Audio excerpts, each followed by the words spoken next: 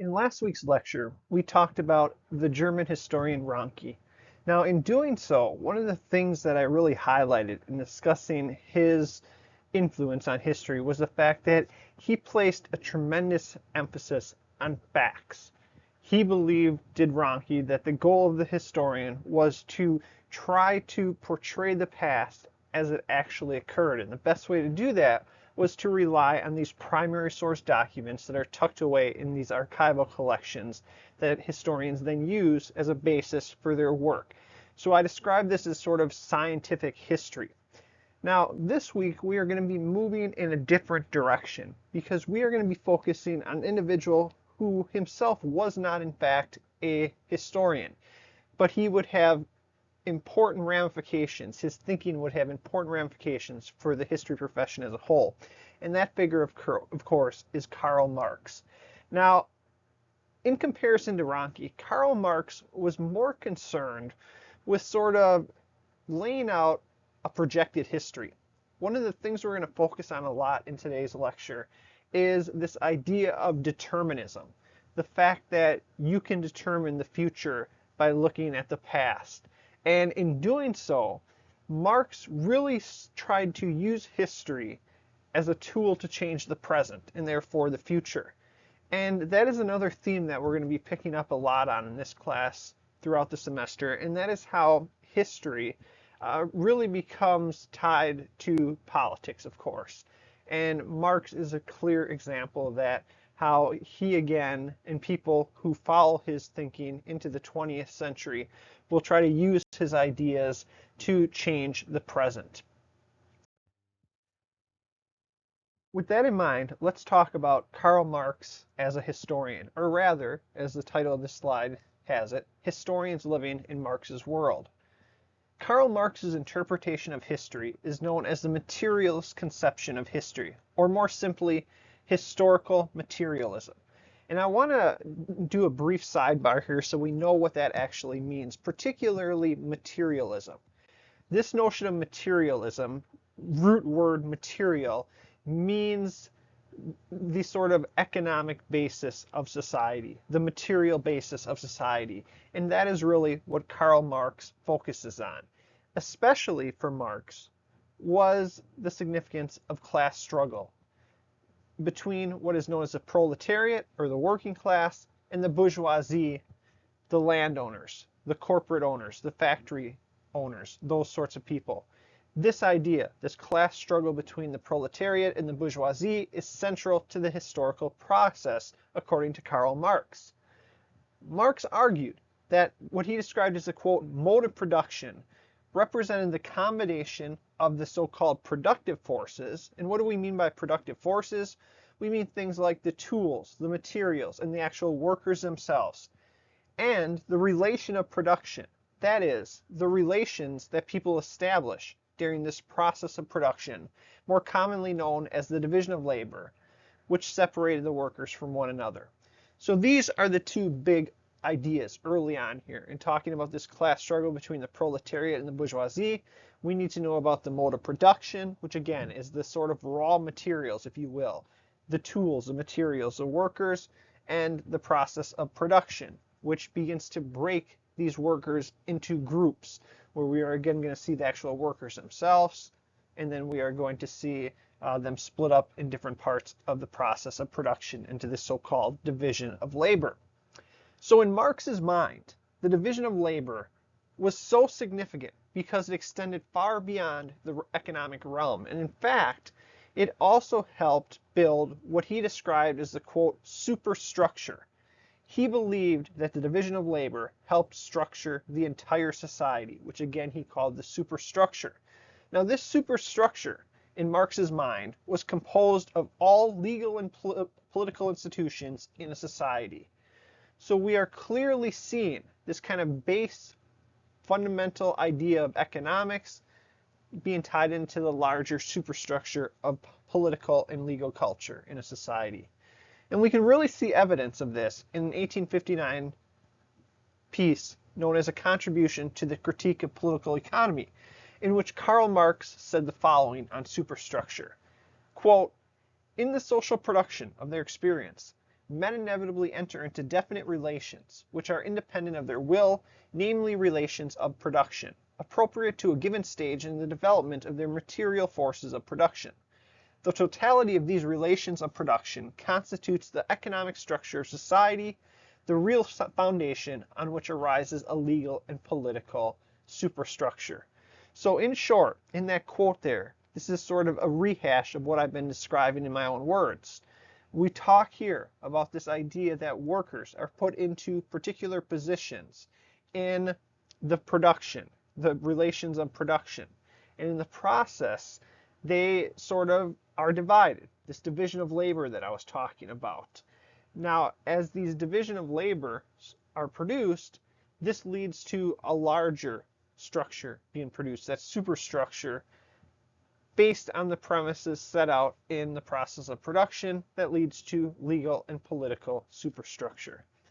So as we're talking about some of these different terms that pop up in Marx's writings, it's important to understand that Marx, in talking about the latter, that process of production, again, the division of labor, which separated the workers from one another, as understood by Marx, this aspect, the relations of production, remained unchanged over time.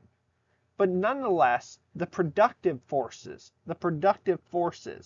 those tools, materials, and particularly the workers, they would evolve. And this is the key part here, because as these productive forces, particularly the workers, evolve, they will start to exhibit a shared class consciousness. We see class consciousness arise among these workers. And eventually, as that consciousness does arise among these productive forces, again, i.e. the workers, they will begin to challenge the mode of production. So in short, what we are seeing here is a return to that earlier class struggle that I was talking about. The proletariat versus the bourgeoisie, because of this rising class consciousness. And as you can see by what I have at the bottom of the screen, Karl Marx believed that this was inevitable, that class consciousness would inevitably arise among all workers throughout history, and as a result, they would help overthrow the bourgeoisie. In talking about how those productive forces, i.e. the workers, begin to experience a rise in class consciousness, and in the process begin to threaten and attack the process of production, that division of labor, we begin to see again the beginnings of a revolt, which will in turn lead to a new stage of history. And that is what I want to focus on here, how that initial class consciousness will eventually lead to a new stage of history. So, in particular, in Marx's thinking, the masses would eventually, as class consciousness came to be, form into a unified class. As he wrote in The Poverty of Philosophy in 1847, this is the first quote on the slide here, he said the following, quote, "This mass is already class as against capital, but not for itself, because again, it's a class, but they don't have that consciousness that they need. In the struggle," to continue this quote, "in the struggle, this mass becomes united and constitutes itself as a class for itself. Therefore, it is beginning to fight for itself, in other words. The interest," to continue here, "the interest it defends become class interests. But the struggle of class against class is a political struggle." So therefore, we are beginning to see it begins as sort of economic warfare, as the class consciousness arises. But to go to this last point about it being a political struggle, this is about seeing how these individual actors, these workers, begin not only to challenge that process of production, that division of labor that gave advantages to the bourgeoisie, they would move beyond that and they would start to attack the superstructure that we talked about earlier, the political and legal institutions that were built around this sort of economic base. So, to continue our discussion then, what we are going to see is eventually this challenge that will arise. It will move beyond economics and it will become an outright societal-wide revolution. Now, after a revolution, the mode of production is replaced with a new mode of production. Now, each mode of production, however, would contain within it its own contradictions, which would start the process anew. And you would see once again a mass become a class, and that class would start to fight for its own interests, and eventually those interests would expand beyond the economic realm to attack the superstructure, and a revolution would arise, and we'd have a new stage of history once again. Therefore, it's important to note, and I'll get to these various stages that we see on the right of this screen in just a bit. I do want to say, as this class consciousness takes notice of the contradictions and brings about a revolution with the goal again of a new mode of production, what we are seeing here is essentially Marx, and you see this in some of the documents and some of the readings for this week's. Marx was essentially acting as a fortune teller, less than as a historian. He wasn't talking about things that happened in the past, but rather he was talking about what would happen in the future. And this is where we get into this idea of a very important word, and that is determinism. Marx was a determinist, meaning that he believed that history, or the future I should say, he believed that the future was guaranteed to happen in these stages. As he wrote in 1852 in the 18th Brumaire of Louis Bonaparte, quote, "Men make their own history." But it's important to note, as he said this, that men make their own history, he then immediately followed that assertion with the following: "But they do not make it just as they please. They do not make it under circumstances chosen by themselves.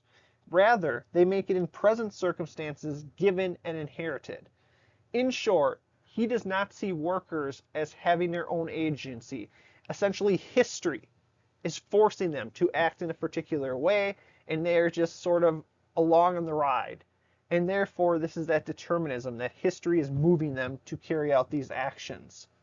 So nonetheless, as men are sort of carried on like a boat along the waves in the ocean, we would see these transitions to one stage to the next, described by Marx as the so-called dialectic. So let's talk a little bit about this dialectic, and particularly the evolution of the modes of production, these stages of history that were big for Marx. Now, Marx claimed that the modes of production evolved along a linear course in all society, and these are the stages that we see on the screen. You would begin with a primitive class. Now, this primitive class, you see, because it was primitive communism, would have no oppressor, and it would have no oppressed. But then, as societies became more organized, and they became more divided, if you will, we would see something different. And this begins with the next stage, and that is slavery, where, of course, you are going to have the slave owners, and you are going to then have the slaves.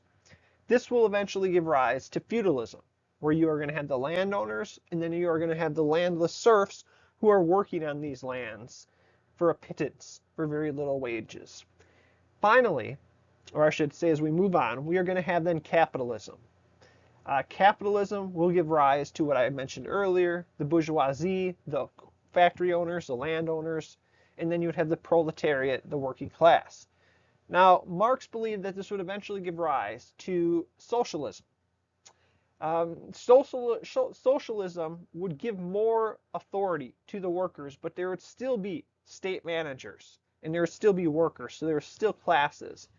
The ultimate goal for Marx and others of his kind was a classless society, and that was, of course, communism.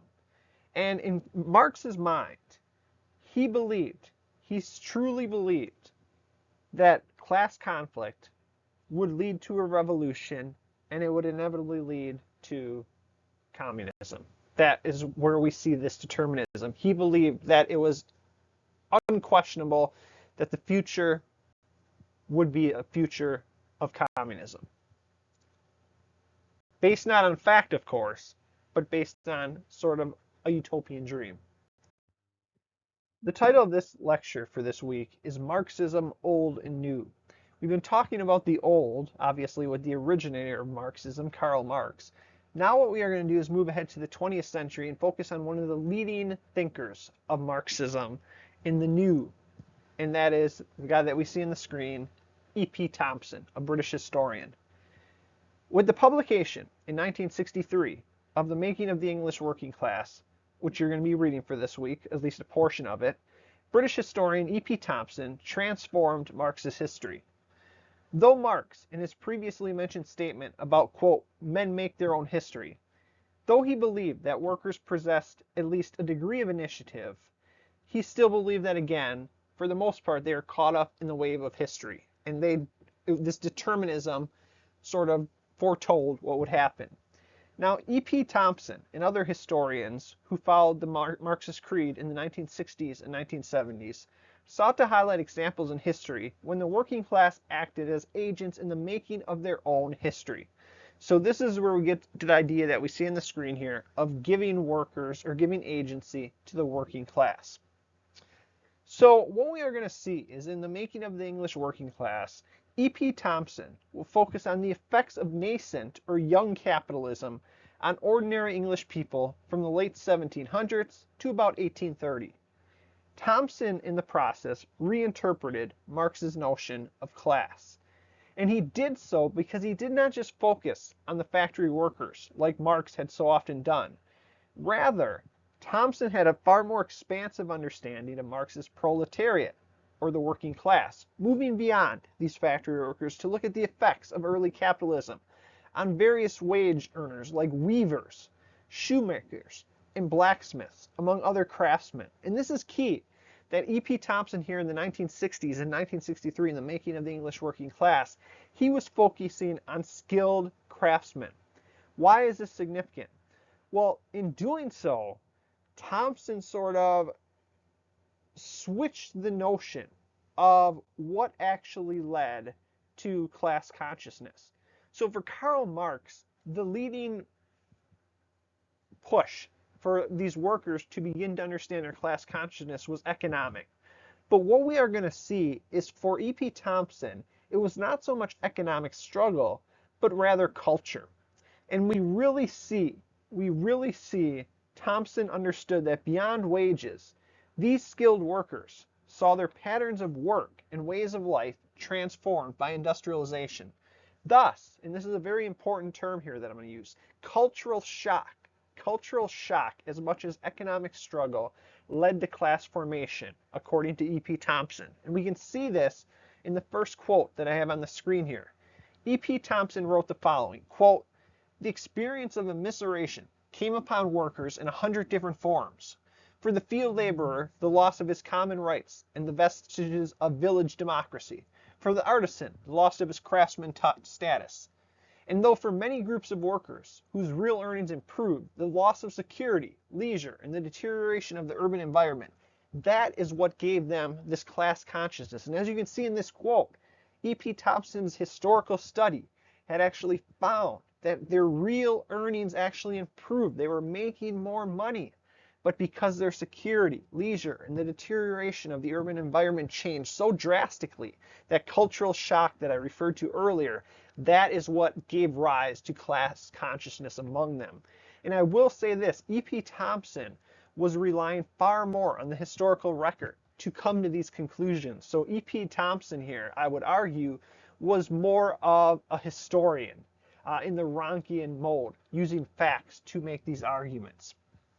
So nonetheless, we really see, again, this idea that culture is just as important, if not more important, than economic struggle leading to class consciousness. So nonetheless, what we are also going to see is that unlike Marx, E.P. Thompson, in his The Making of the English Working Class, suggested as well that class was not static. It did not stay the same. Rather, he saw class changing throughout history. And in particular, he believed, did E.P. Thompson, he believed that class was something that was created over time. Thompson argued that there's no clear class consciousness, even among people from the same economic classes, because these workers, even though they existed in the same economic plane, making the same money, they might come from different backgrounds.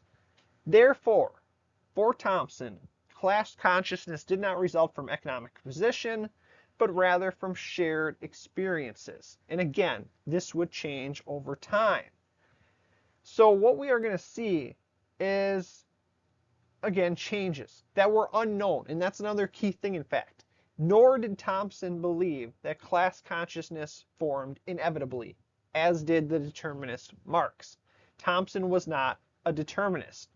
Thompson wrote instead that class is best understood as, quote, a social and cultural phenomenon arising from processes which can only be studied as they work themselves out over a considerable historical period. So again, I would argue that this man, E.P. Thompson, was far more the Ronchian than was Karl Marx. Karl Marx was less concerned about facts. E.P. Thompson was a historian, actually, and he was looking back in history at the ways that, again, social and cultural formation, far less than economic struggle, led to this rise in class consciousness. Therefore, for E.P. Thompson, only when a group develops a consciousness could they be considered a class. That was a big thing. Class consciousness came before class. So I want to end this lecture by sort of hinting at what this means for the historical profession as a whole. Because E.P. Thompson, through his study in the 1960s, particularly the making of the English working class in 1963, he will be responsible, in part at least, for introducing the notion of, quote, history from below. And we see this again in the document that we're reading for this week. And he did so producing this history from below by focusing on workers who were not in the vanguard organizing and making specific political demands, the kind of heavyweights, if you will. Rather, his, quote, working class included the very poor, the marginalized, and the inarticulate, or those on the losing side of history that we kind of pushed aside and brushed aside as unimportant.